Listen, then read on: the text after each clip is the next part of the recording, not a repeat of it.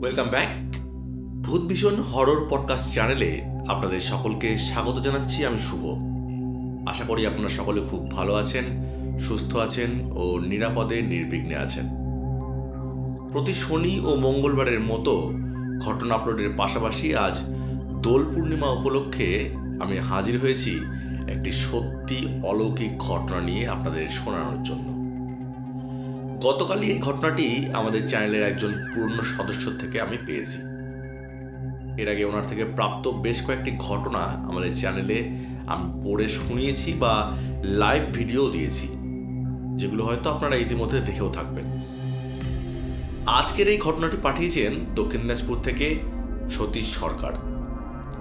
দোল পূর্ণিমার সময়ে কলকাতার সোনারপুর ও বিশ্বনাথপুরে কিছু অলৌকিক ঘটনার স্মৃতি ওনার সাথে রয়েছে, সেগুলোই তিনি আমাদের সাথে শেয়ার করেছেন। তো চলুন বেশি কথা না বাড়িয়ে শুরু করছি আজকের ঘটনাটি। বলে রাখি, সতীশবাবুর সাথে সাথে ওনার দাদাও এই ঘটনার কিছু অংশ লিখে পাঠিয়েছেন, যেগুলো উনি বিশ্বনাথপুরে সেই অলৌকিক ঘটনাটার সময়ে দেখেছিলেন। যেই ঘটনার কথা সতীশবাবু আমাদের বলেছেন, ওনারা যেভাবে ঘটনাটি শেয়ার করেছেন আমি সেভাবেই পড়ে শোনাচ্ছি। দোল পূর্ণিমার সময়টা সমস্ত বাঙালিদের জন্য একটা আবেগের, ভালোবাসার। এই সময়টা আসলেই কয়েক বছর আগেই ঘটা দুটো ঘটনার কথা মনে পড়ে।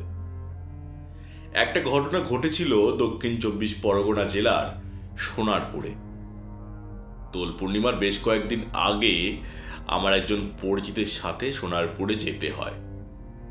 ওনার নাম মিঠুন অধিকারী। বাড়ি উত্তর দিনাজপুরের রায়গঞ্জ শহরে। সোনারপুরে লিভার ফাউন্ডেশন নামে যে হাসপাতাল রয়েছে সেটা হয়তো অনেকেরই জেনে থাকবেন। আর এই হাসপাতালেই যাওয়া হয়েছিল মিঠুনের বাবাকে ডাক্তার দেখানোর জন্য কয়েক বছর আগে। বেশ কয়েকদিন থাকতে হয় আমাদের সোনারপুরে, যার জন্য লিভার হাসপাতালের একদম বিপরীতে একটা 3তলা বাড়ি রয়েছে। সেই বাড়িতে আমাদের ভাড়া নিয়ে থাকতে হয়। যাদের বাড়ি, ওনার ফ্যামিলিতে সদস্য ছিল মোটে 3 জন। বাড়ির মালিক, ওনার স্ত্রী এবং ওনার বিধবা মা। বাড়িওয়ালার বয়স তখন 22-23 বছর হবে, তার বেশি নয়। যতদূর মনে পড়ে ওনার নাম মৃগাঙ্ক, তবে পদবী আপাতত স্মরণে নেই। বাড়ি ভাড়া নেওয়ার পর থেকেই দেখতাম বাড়িওয়ালার মা আমাদের সাথে নিজের মতো করে কথাবার্তা বলতেন। ভালো মিশুকে ছিলেন মহিলা। আমরা 3তলার একটা ঘরে থাকতাম, আর বাড়িওয়ালারা থাকতেন নিচের তলায়। মৃগাঙ্ক বাবুর স্ত্রীকে খুব একটা বাইরে বেরোতে দেখতাম না। কোনো কিছু দরকার হলে এই দিদিকে ডাক দিলে তিনি এসে সমস্যার সমাধান করে দিতেন। যাই হোক, এরকমই দোল পূর্ণিমার দিন, মানে যেদিন রাধাকৃষ্ণকে আবির দেওয়া হয়, সেদিন বিকেলের দিকে সেই সোনারপুরের বাড়িওয়ালার মায়ের সাথে গল্প করতে করতে বলেছিলাম, আজকের দিনে তো আমাদের গ্রামে কত আনন্দ হয়, সবাই নাম কীর্তন আর আবির দিয়ে খেলা হয়। আর দেখো আজকে কোথায় এসে পড়েছি। আবির খেলা, নাম কীর্তন তো দূরের কথা, ঠাকুরের মুখটাও দর্শন করতে পারলাম না। এই বলতে বলতে হঠাৎ আমার ফোনে আমাদের গ্রামেরই দোলের জন্য যে উৎসব হয় সেটারই কিছু ভিডিও আর ছবি আমার ফোনে পাঠায় আমাদের গ্রামেরই একজন। সেটা সেই দিদিকে দেখিয়েছিলাম আর বলেছিলাম যে এই দেখেন আমাদের ওখানে উৎসব হচ্ছে কিরকম, সেটা পাঠিয়েছে। তো দিদি দেখলেন আর আমাদের বললেন যে আপনারা এক কাজ করুন না, আমাদের বাড়ি থেকে বেশি দূরে না, 100-150 মিটার দূরে একটা রাধা গোবিন্দের মন্দির আছে, আপনারা ওখানে গিয়ে দর্শন করে আসুন। আর মন্দিরে যান, গেলেই বুঝতে পারবেন মন্দিরটা কীরকম। সেখানকার রাধা গোবিন্দ মন্দির নাকি খুবই জাগ্রত, কিন্তু সেদিন সকাল থেকে এত আবহাওয়া খারাপ যে বলার কিছু নেই। সকাল থেকে গোটা আকাশে কালো মেঘ ধরেছিল আর বৃষ্টি অনবরত। আমি আর মিঠুন দুজনেই না করলাম যে না, এ আবহাওয়ার মধ্যে আর যাব না। দিদিকে বললাম যে আপনি যাবেন না? তাতে উনি বললেন যে না, আমার শরীরটাও খুব একটা ভালো লাগছে না।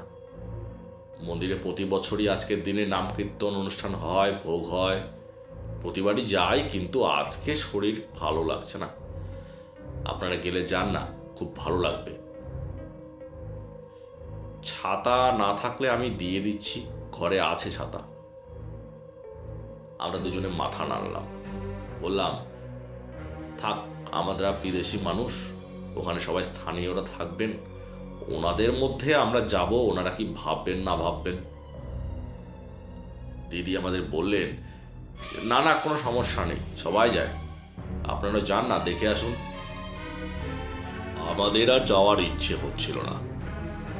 রাত 8:30-9টার দিকে আমরা হোটেল থেকে খেয়ে ঘরে এসে কিছুক্ষণ গল্প করার পর আমি আর মিঠুন শুয়ে পড়ি। মিঠুনের বাবা হাসপাতালেই থাকতেন, ওনার সাথে একটা মাসি রাখা ছিল, কখন কি দরকার হয় না হয় সেই জন্য। আমরা ঘুমিয়েছি কিছুক্ষণ হলো, হঠাৎ আমাদের ঘরের দরজায় আওয়াজ পাই। বেশ কয়েকক্ষণ ধরেই আওয়াজটা পাচ্ছিলাম, তবে অত রাতে কেউ আওয়াজ কেন করবে এটা ভেবে উঠছিলাম না। একবার ভাবছিলাম যে হয়তো অন্য কোনো ঘরে আওয়াজ হচ্ছে। যাই হোক, যখন সেই বাড়িওয়ালা মা দিদি আমাদের ডাকতে থাকেন, তখন উঠে গিয়ে দরজাটা খুলি। দেখি উনি আমাদের দুজনের জন্য একটা সরাতে করে খিচুড়ি প্রসাদ আর নানা রকম প্রসাদ এনেছেন। আমাদের দেখে দিদি বলেন যে আপনাদের জন্য মন্দিরে গিয়ে নিয়ে আসলাম। তো আমরা বললাম যে এত রাতে এসবের জন্য আবার কি দরকার ছিল, আমরা তো খেয়েই এসেছিলাম। তাতে সে আমাদের বলেন যে আসলে কেন জানি না, আমি শুয়েই ছিলাম, হঠাৎ করে ঘুমটা ভেঙে যায়, কোনোভাবেই ঘুম আসছিল না, আর বারবার মনে হচ্ছিল মন্দিরে একবার ঘুরে আসি। বৃষ্টির মধ্যেই মন্দিরে গেলাম একা একা। জানেন, আমি কোনোবার প্রসাদ আনি না কারোর জন্য, কিন্তু আজকে কেন জানি না মনে হলো আপনাদের জন্য প্রসাদ আনি, তাই আনলাম, খেয়ে নিন। এই বলে সরাটা আমার হাতে দিয়ে দেন। আমরা সত্যি বলতে অত রাত্রে যে প্রসাদ পাবো এইভাবে কল্পনাও করিনি। যাই হোক, দুজনে মিলে খেতে বসে অনেকটা খাওয়ার পরেও শেষ করতে পারলাম না। অবিশ্বাস্য ব্যাপার হলো, খুব একটা বেশি পরিমাণও যে প্রসাদ ছিল তেমনটাও কিন্তু নয়। তা সত্ত্বেও আমরা শেষ করতে পারিনি। যাই হোক, এত অপূর্ব প্রসাদ সচরাচর পাওয়া যায় না কোথাও। আর তার চেয়েও বেশি অবাক হয়েছিলাম সেই দিদির কথা ভেবে, যে কিনা বলেছিলেন যে শরীর ভালো না, যার জন্য মন্দিরে যাবেন না তিনি, যার জন্য তিনি শুয়েও পড়েছিলেন। কিন্তু হঠাৎ তিনি ঘুম থেকে উঠে মন্দিরে গিয়ে প্রসাদও এনে আমাদের জন্য দিয়ে যান। যাই হোক, সে রাতে আর কিছু না বলে ঘুমোতে যাওয়া হয়। পরের দিন সকালে উঠে হাসপাতালে গিয়ে মিঠুনের বাবার খবর নিতে গেলে হাসপাতাল থেকে জানানো হয়েছিল ওনাকে আগামীকাল ছেড়ে দেওয়া হবে। উনি এখন মোটামুটি সুস্থ, ওনাকে বাড়ি নিয়ে যাওয়া যাবে। যাই হোক, এরপরে আমরা দুজনে ঠিক করি ভাড়া বাড়িটিতে গিয়ে স্নান সেরে সে মন্দিরটিতে একবার যাব দর্শনের জন্য। কথা মতো আমরা স্নান সেরে সেই রাধা গোবিন্দ মন্দিরে গেছিলাম। সেখানে গিয়ে সত্যিই আমাদের একটা আলাদাই অনুভূতি হয়।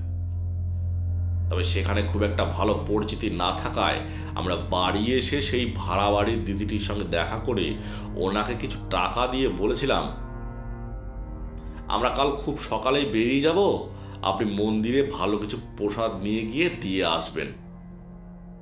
এতে দিদি আমাদেরকে জানিয়েছিলেন যে আমি যেন নিজেই গিয়ে দিয়ে আসি।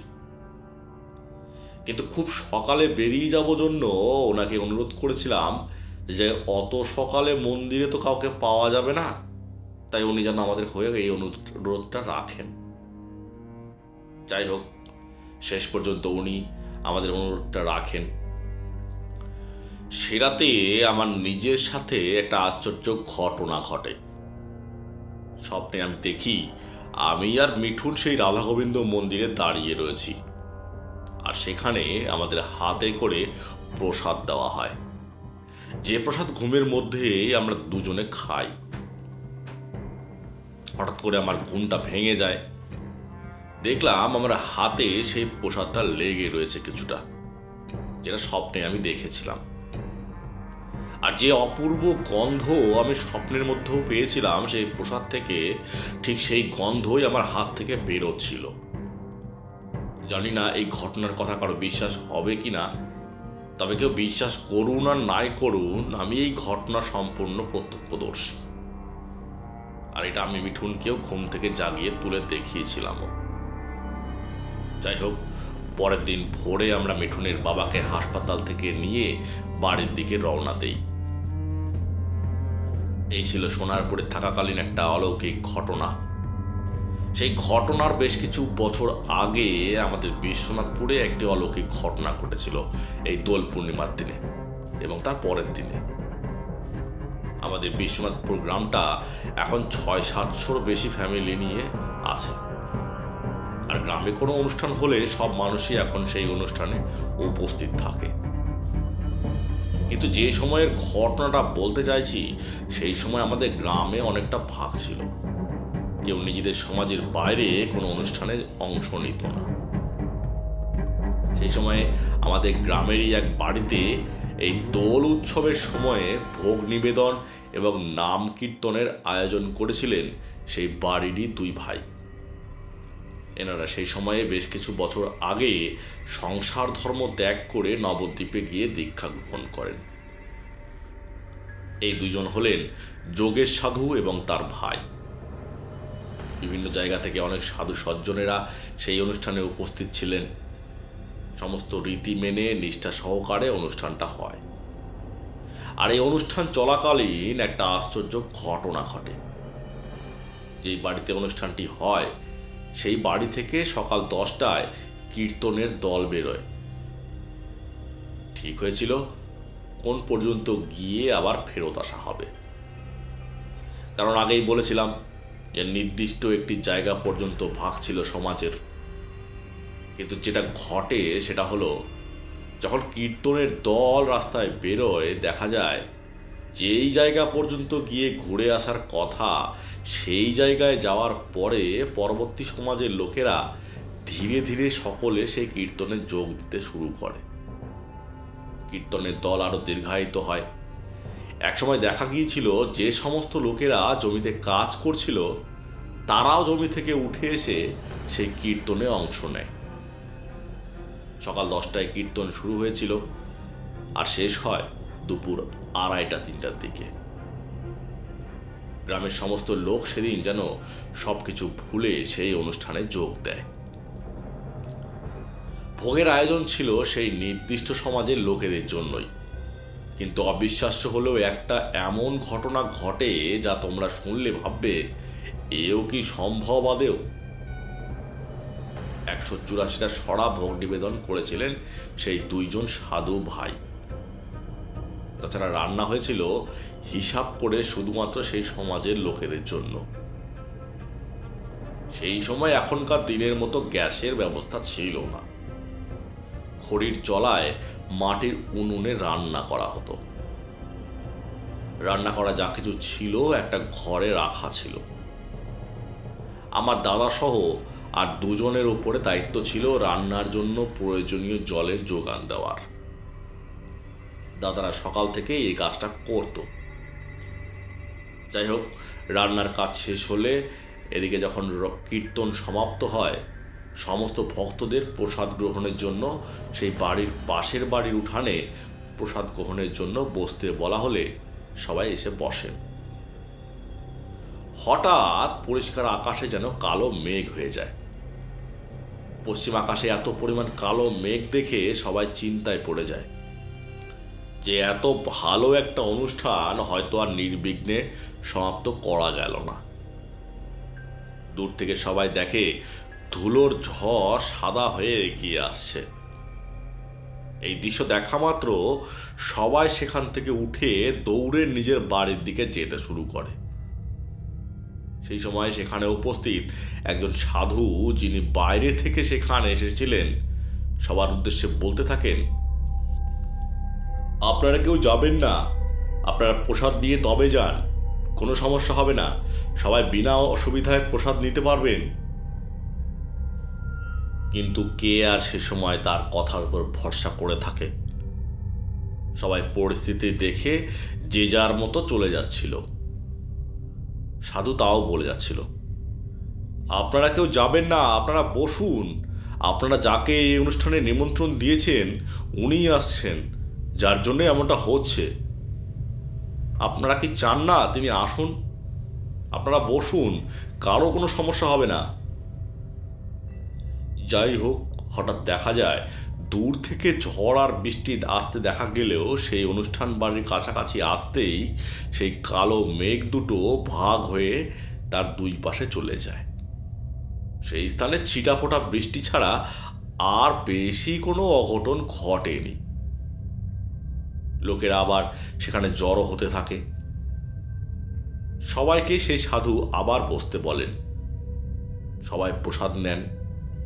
কিন্তু যে পরিমাণ লোকের আয়োজন করা ছিল তার থেকে কয়েক গুণ লোক বেশি উপস্থিত থাকায় যারা আয়োজকের দায়িত্বে ছিল তারা সমস্যার মধ্যে পড়ে যায়। কেউ কেউ প্রসাদ পরিবেশকদের বলেন যে প্রসাদ বিতরণ কিছুক্ষণ স্থগিত রেখে ধীরে ধীরে চালাতে। কিন্তু সেই সাধক সেই আয়োজকদের বলেন, আপনারা কোনো দুশ্চিন্তা করবেন না, আপনাদের অনুরোধে আজ আমাদের মধ্যে আমাদের আরাধ্য উপস্থিত হয়েছেন। আর শুধু তাই নয়, ওনার সাথে সাথে মা অন্নপূর্ণাও এসেছেন। আপনাদের যতটুকুর প্রয়োজন আপনারা প্রসাদ গ্রহণ করুন। এরপরে তিনি সেই ঘরে প্রবেশ করেন যেখানে সব খাবার মজুত করা ছিল। সেখানে পৌঁছে সেই সাধক তুলসী পাতা দিয়ে সেই সমস্ত খাদ্য সামগ্রীর উপরে দিয়ে একটা কাঠির মাধ্যমে সেই আয়োজকদের দেখিয়ে বলেন, এই দেখো, এতখানি প্রসাদ যথেষ্ট সমস্ত ভক্তদের জন্য, আপনারা চিন্তা করবেন না। কিন্তু তাই বলে উনি বললেন, আর বাকি সবাই কি আর মেনে নিতে পারবেন বলুন?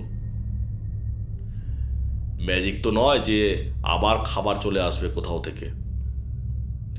কিন্তু সত্যি আশ্চর্যের বিষয় হলো, সেই সাধক কাঠি দিয়ে যে পরিমাণ খাদ্য সামগ্রী নির্দেশ করেছিলেন, সব আয়োজকদের সন্ধ্যার আগে পর্যন্ত ভক্তদের প্রসাদ বিতরণের পরেও সেই পরিমাণ প্রসাদই মজুদ ছিল।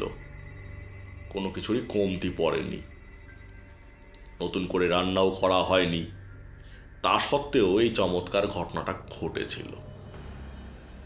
এই ছিল আমার নিজের চোখে আর নিজের কানে শোনা ঘটনা। তো এরপরে ওনার দাদা আমাদের জানিয়েছেন যে সন্ধ্যার আগ মুহূর্তে আমি কয়েকজন প্রসাদ বিতরণের দায়িত্বে ছিলাম। 4 জন সাঁওতাল বেশি যুবক প্রসাদ বিতরণের প্রাঙ্গণে আসে। হাতে একটা ছোট লাঠি আর মাথায় লাল ফেটি বাঁধা।